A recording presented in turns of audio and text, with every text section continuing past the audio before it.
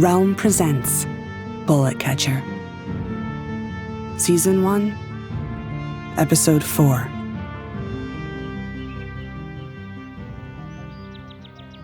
One. At the end of every month, the bullet catcher administers another test. And when it's over, I lie under my canvas roof and think about running away. And each morning, when I finally find sleep, I'm resolved to stay. Sometimes it's because I'm too tired to run. Other times because I refuse to let the bullet catcher break me. And every now and then because I sense some improvement, a near dodge, a glimpse of the bullet. I've been shot so many times I might actually be getting over my fear of it. When the bullet catcher puts his hand on my shoulder and says, "It's time," I don't feel anything, only gray acceptance. I follow him out to the clearing, where we count out our steps, and I take the bullet like bitter medicine. My body has become tiger-striped with scars. I'm the tiger girl, barred and banded, and unafraid of the hunter and his guns. The mountain has circled around to winter. Our breath rises like muzzle smoke in the air. I count the months and the series of scars on my body. 11 scars, 11 months. Somewhere along the way, I turned 16. 1 year more than Nico ever saw. This morning, the lake is thick with ice. I break through and ease myself into the water. While I bathe, I watch the wind blowing snow across the peaks. A white sandstorm. It distracts from the sub-zero water, the feeling of my skin knitting back together from my latest test. One of my only clear memories of my father is when he would kiss me in the middle of my forehead and call me his winter child. Nico was his summer child. I never much knew what he meant by that. But now I think I understand. Nico was charming and outspoken. I was insular and quiet. Nico was warm. I was cool. Though being close to Nico warmed me by degrees. Maybe that's why I've always felt so out of place in the Southland, under the beating sun and swirling, heat-stroked winds. Maybe I was meant for winter, the cold and rain. I trudge back to camp, blowing breath into my cupped hands, but the bullet catcher hasn't started the fire. There's no coffee brewing. Snow coats the ground, looking like confectioner's sugar. If I were still a child, I would delight in the soft, fluffy flakes alighting on the ground. I would forget everything and start cartwheeling in the snow. But not anymore. Most mornings I think of nothing but training and the morning exercises. The small tree branches the bullet catcher made me carry as I shadowed him through the woods in the early days have turned to logs that I easily sling over my shoulders. Despite my slow progress, my muscles have become steel ropes beneath my tiger-striped skin. For the first time I can remember, the bullet catcher has broken the routine. In fact, he's nowhere to be seen. I look in his tent, but he's not there. I run into the woods, checking the traps. Maybe he fell into one of the pitfalls by mistake. But somehow I can't imagine that. And sure enough, the traps are empty. I'm heading back to camp when I hear a voice. No, not a voice. 2 voices, speaking in hushed tones. I follow the sounds, making sure not to make any noise myself. And then I see them. The bullet catcher, and a woman I've never seen before. She wears a brown coat, leather pants, and boots. Gray hair spills from beneath her wide-brimmed hat. Her dark face is tattooed with scars, and one of her eyes is covered with a patch. She holds the reins of her horse in one hand and a cigarette in the other. "He's there, I know it," the woman says. She doesn't look at him when she speaks, She focuses on the cigarette in her hand like she can't bear the sight of him. "How do you know?" asks the bullet catcher. I seen him clear as I see you here in front of me, down at Los Cazadores on the far side of the mountain. "Was he looking for me?" You. No one cares a lick about you. I'm only here because of the debt I owe. He was there talking some load of crap about water with the mayor. Then they start speaking a little more hushed, and I try to edge closer to hear what they're saying. And as I do, I break a twig underfoot. It cracks like an alarm going off. The woman draws her shooter, quick as lightning, and aims it right at me. Who goes there? She growls. The bullet catcher puts his hand on hers and gently lowers the gun. "Come out, cub," he says. His voice is gentle but rigid, and I do what he says. What's this little thing? The woman says, disgust in her voice. "She's nothing." She ain't nothing or she'd not be here. She studies me a moment and then says,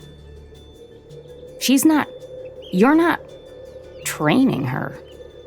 "She's helping around camp, that's all. I'm an old man." A fool of an old man. She spits the words and finally holsters her gun. Anyway, I said what I came to say. This squares us.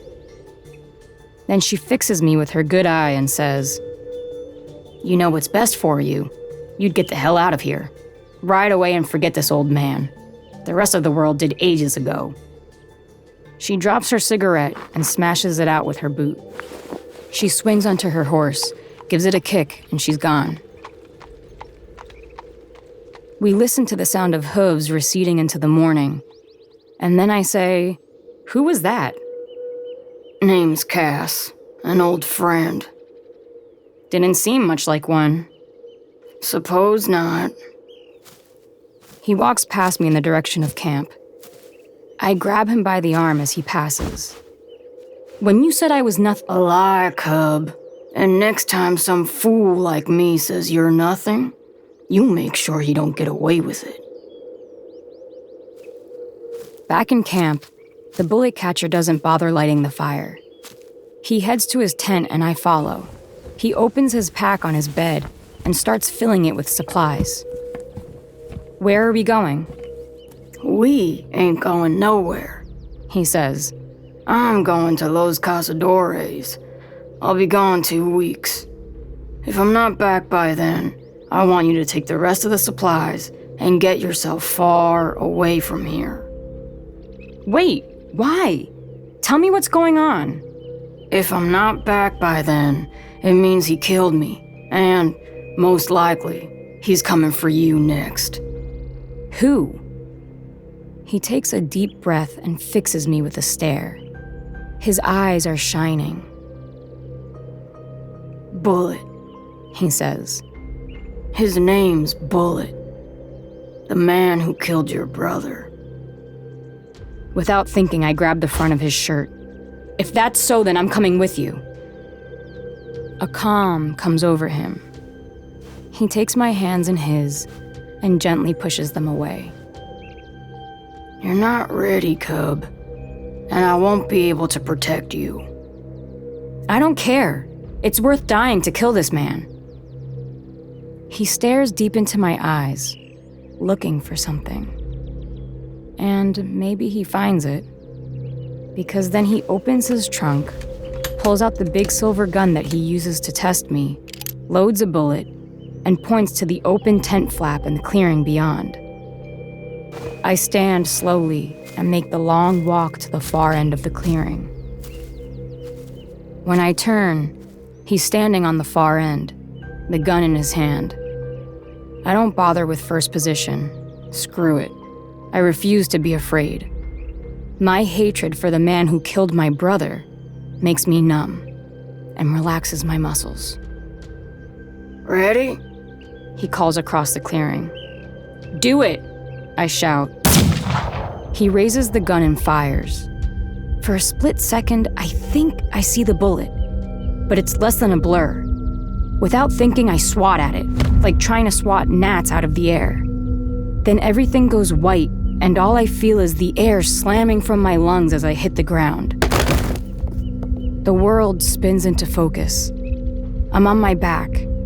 Above me, the tops of the trees are green teeth, the blue sky a gaping mouth. The sounds of the forest and my beating heart echo in my ears. The bullet catcher's footsteps crunch over the pine needles, closing in on me.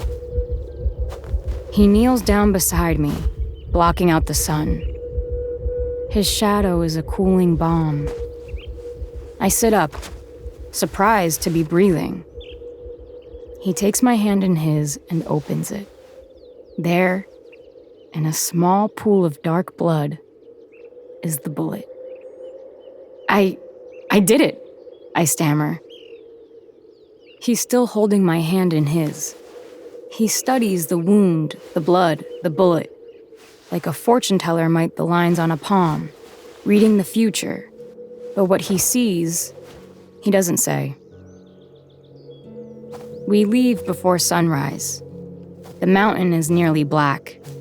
Beyond, the ridge glows ice blue with the moon behind it. To get over the mountain, we have to ascend a narrow pass that takes most of the first day.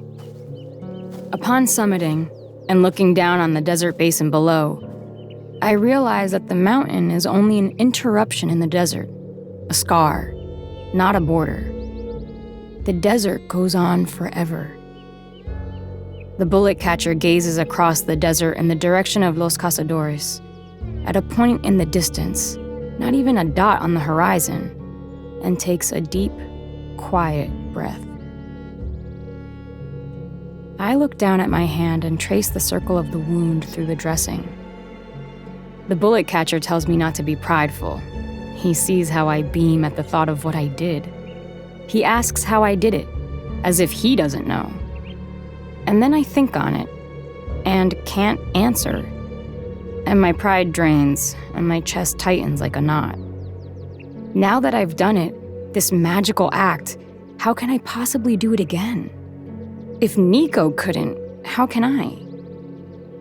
And then it hits me again that he's dead, and I'm on my way to meet his killer. The bullet catcher produces my little gun and hands it over without looking at me. The weight tells me it's loaded. He holds out his other hand, and it's full of loose bullets. I thought we only used guns to train, I say, stuffing my pockets with bullets. Where we're going, there are consequences. You must be able to protect yourself. He looks at me sidelong and says, Of course. It is your choice to use the gun. I am only giving you the option. We descend down the far side of the mountain, following a creek bed as it winds through a shallow, rocky canyon. It's the long way down, but not so steep. The creek is dry, but the bed is dark and cold, and our boots make deep impressions in the clay. Near the foot of the mountain, the clay lightens and becomes a series of dry cracks. The boulders and trees and brush dwindle and are replaced by sand, stretching for miles before us. I hardly look up from the ground in front of me. My eyes are fixed on the bullet catcher's last step. I try to walk in the imprints his boots leave in the desert sand, but his stride is too long and my legs too short. The cold mountains are behind us. Before us lies the familiar desert, blazing hot and empty.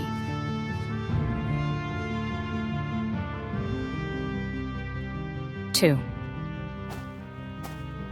The town appears as a speck, framed in the half circle of the setting sun. We've been walking for 5 days, but I'm stronger than I used to be, and the trip seems easy compared to that first journey into the desert, when I followed the bullet catcher out of sand. When the town comes into view, the bullet catcher stops so suddenly I bump into him.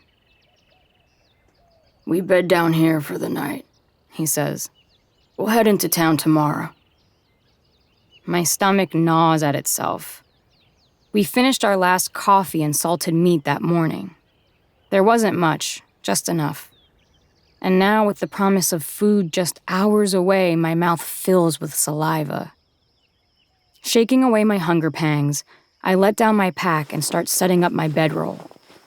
If I can't eat tonight, I plan on sleeping right away. I take a mouthful of water and stretch out on my back. The sun dips below the horizon.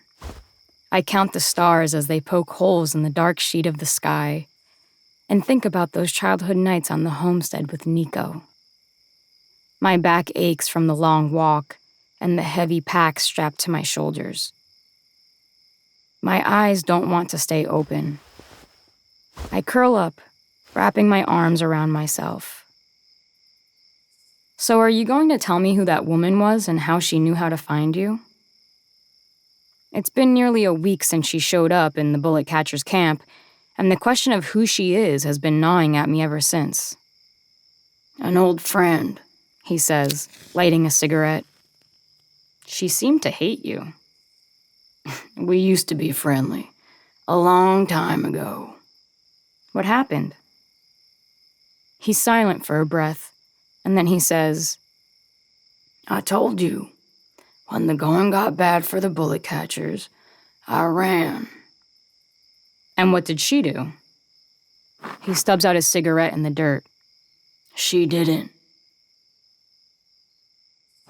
In the early dawn, we stalk the outskirts of Los Cazadores. The bullet catcher reads the wagon and horse tracks leading in and out of the small town. He watches the storefronts and streets through binoculars. When he puts them away, there's a look of frustration on his face. What's the matter? He's not here. Do you think Cass lied? He flinches, ever so slightly, at the name. Only one way to find out. We walk down Los Cazadores' high street as the sun rises. Nobody's out this early, save for the stable hand seeing to a few withered, bent-back horses in a barn with so many missing slats I can see straight through to the other side. They fill the horses' feed buckets with sand. I've seen it before, in the worst of times, people filling their bellies and children's bellies and their animals with sand, just to keep away the pangs of starvation. Of course, they all die anyway. Why do they call it Los Cazadores? I ask the bullet catcher. Why do they call your town Sand? It's our #1 tourist attraction. He half smiles and says, It means the hunters. It's an old gunslinger town. Years ago, it was bustling. Most have moved or passed on. Nevertheless, best we tread carefully. I know from books and stories told at Dimitri's saloon that early on in the fighting between the gunslingers and bullet catchers, most towns picked sides.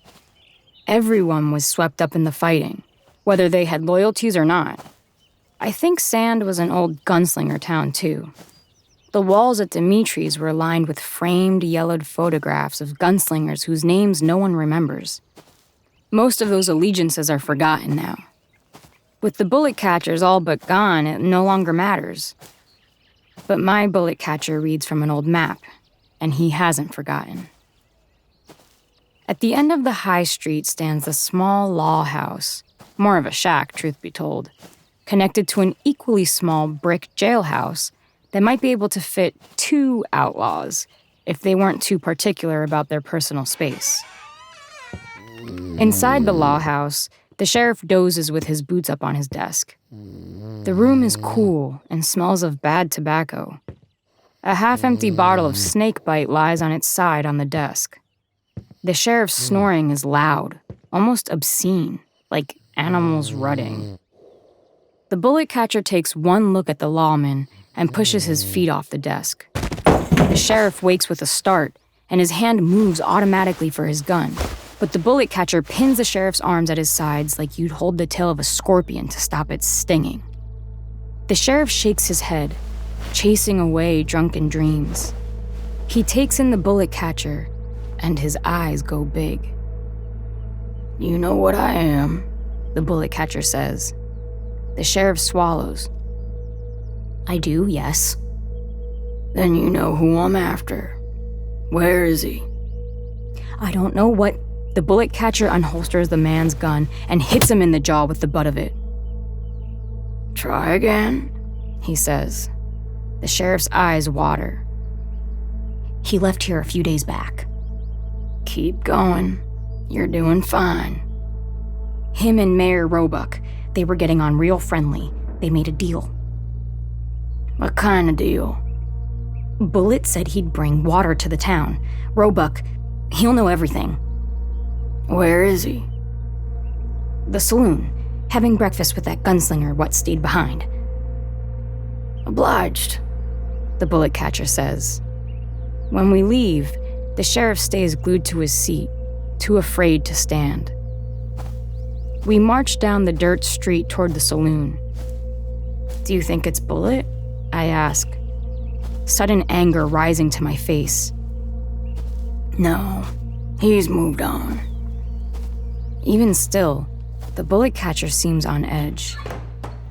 Inside the saloon, we find the place already full. Some are eating, but most are getting drunk. The pianist plays something slow and clumsy to go along with the rising heat. His bent, sweat-stained hat sits upside down on top of the baby grand. The sawdust sprinkled around the boards does nothing to lessen the smell of vomit and stale liquor. There are a few professional girls here, resting their heads in the crooks of their arms along the railing running around the second floor, where the rooms you can rent by the hour are.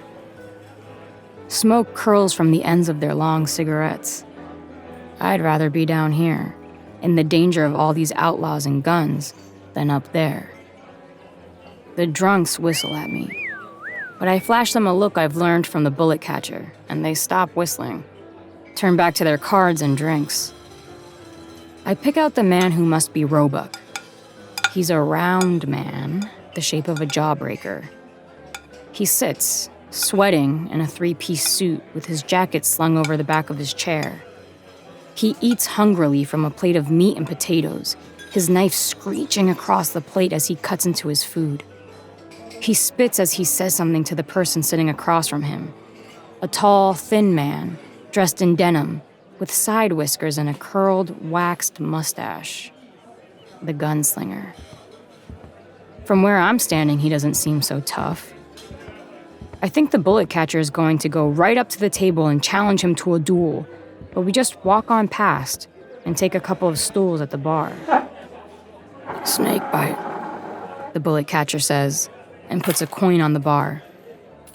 2, I say, lowering my voice.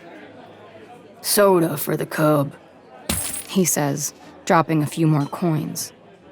The heat rises to my face. It puts the hellfire in me, this making me feel like a kid. Then I remember where I am. This squalid town many years past its heyday.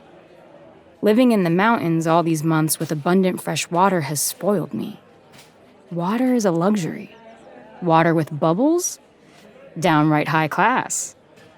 Soda costs many times more than snakebite.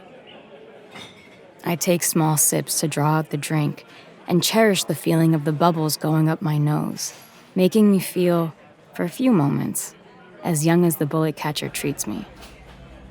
I look over my shoulder and lock eyes with the gunslinger. I quickly face forward and take a big gulp out of my drink. He's staring at us. I whisper, I know it. What's the plan? The plan is for you to stay out of the way. If things go wrong, be ready to run. But before I can object, a voice rises behind us. You're in the wrong bar, friend. The bullet catcher half turns and looks over his shoulder. The man stands in the middle of the saloon, by himself. Everyone else has moved to the sides to give him room, to get out of the way in case bullets start flying. He rests his hands on his hips, but not on the butts of his guns. A show of confidence. It says, I'm faster than you, old man. War's been over a long time, the bullet catcher says. I'm only here to get some information. Then I'll be on my way. No need to bring fighting into it. The gunslinger wedges himself between us, paying no attention to me. There's a tattoo on the back of his hand. VI, encircled inside a black band. 6. The number of bullets in the chamber of a revolver. 6. The mark of the gunslingers. But it's not the tattoo that grabs my attention. I've seen it before, inked into the skin of countless people back in Sand. Gunslingers flash their tattoos like sheriffs flash their badges. It's the gunslinger's hand itself that takes my breath away. His trigger finger's been amputated. In place of his finger, a metal one has been implanted. The surgery is crude and grotesque. The metal digs into his flesh, curling up the skin in bulbous pink and white scars where the bone and tendon have been removed. But the artificial finger seems to work like his others. When he balls his fist, flexing the muscles of his arm, the finger curls with the rest. I've only heard of such things, of people willing to do anything to become a faster gunslinger. I had never heard of anything successful, though. Most of the stories that made their way back to Sand were of poor folks driven to obsession, volunteering their hands and arms for experimental procedures. It was said that those who didn't die from the surgery or infection needed their limbs completely amputated. The gunslinger rolls up his sleeve, and one side of the dark curl of his mustache upturns in a smirk. Tattooed on the inside of the man's forearm are a series of black handprints, 7 in all. See here, old man. Each one of these was a friend of yours. Someone who thought themselves faster than a bullet. Now, what kind of information you after? What could the bullet catcher be thinking? I wouldn't fault him if he were to reach for the gunslinger's throat, but he's calm as ever. He studies the line of handprints for a time, and maybe he's reading names or faces in the tattoos. Friends, family, partners in crime. I just want to know where Bullet is, the bullet catcher says, not taking his eyes from the gunslinger's tattoos. The gunslinger laughs, and the rest of the bar laughs nervously with him. Is that all?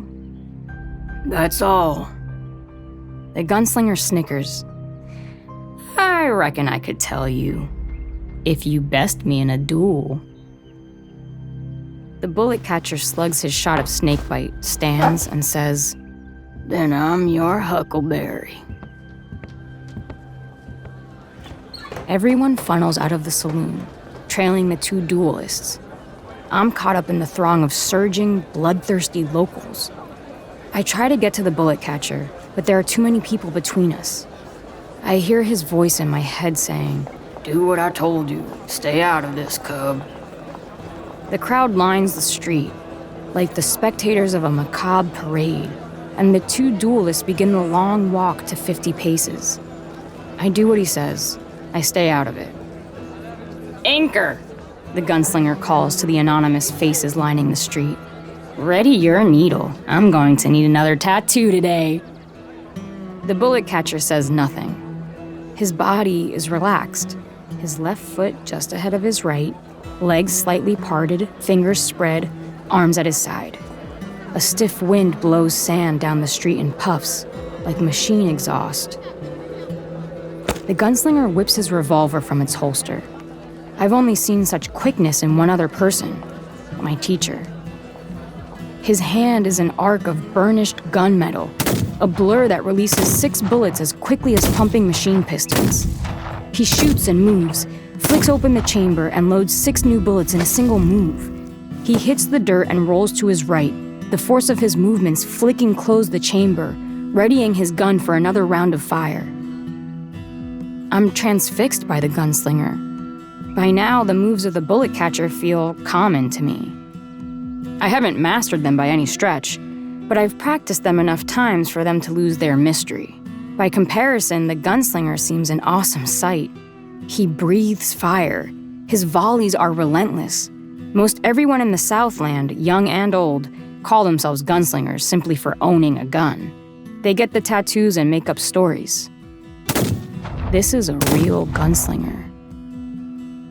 I've never seen a duel last longer than 2 or 3 exchanges, but this fight stretches the minutes. The bullets ricochet off the bullet catcher's whirling hands into the dirt. A few bend back in the direction of the gunslinger, but they hit the ground at his feet or fly into the backdrop of the desert. I take this moment to study the way he redirects the gunslinger's bullets. I narrow my eyes and try to identify the positions of his hands and feet through the whirling blur. At first, I can hardly see him, but the longer I watch, the more I understand. All this time, I've thought of what the bullet catcher does as strength, a force of will that's so strong it overpowers the bullet. But when I watch him, he doesn't swing or swat at the bullets. He meets the bullet with his hands and guides them in a new direction. It's not about muscle or strength at all. It's something else. That something else settles in my mind like a shape in fog.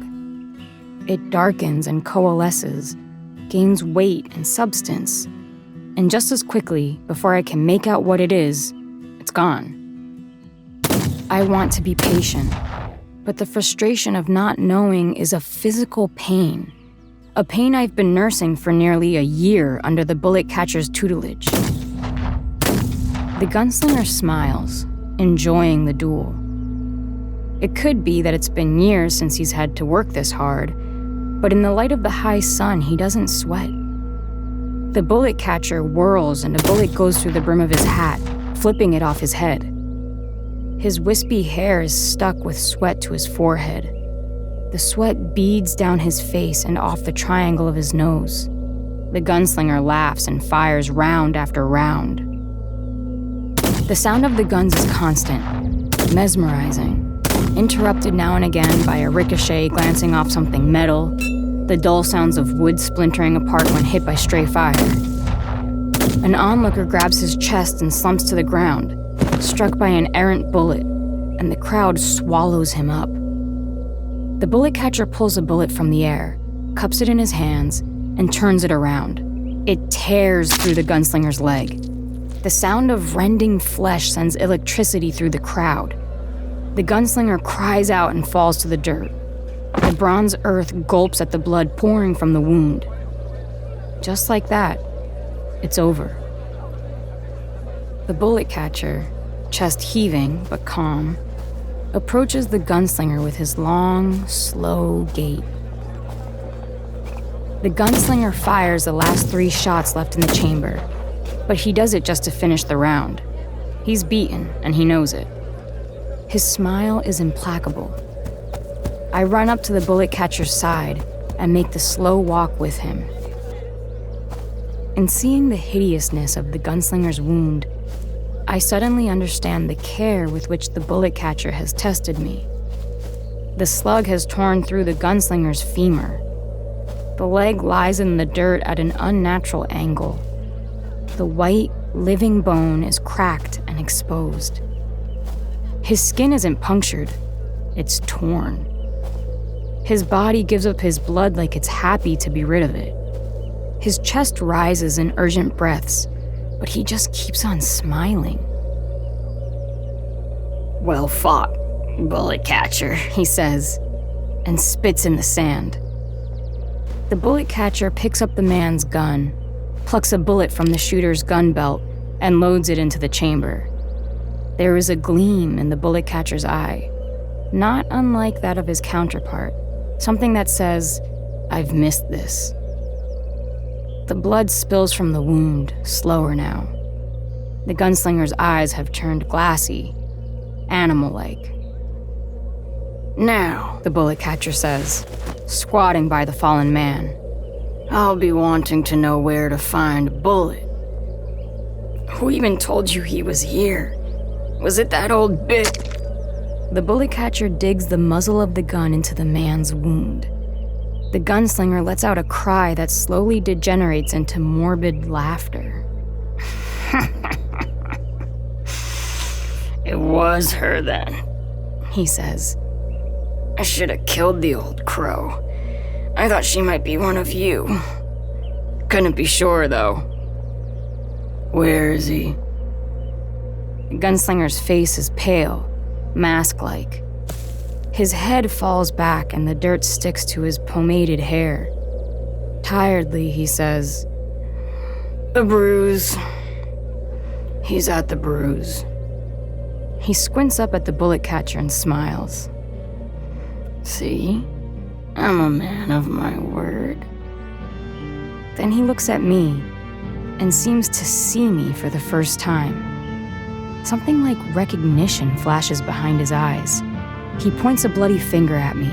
He opens his mouth to speak, but before he can get out a word, the bullet catcher points the gun at the dying man's chest and squeezes the trigger.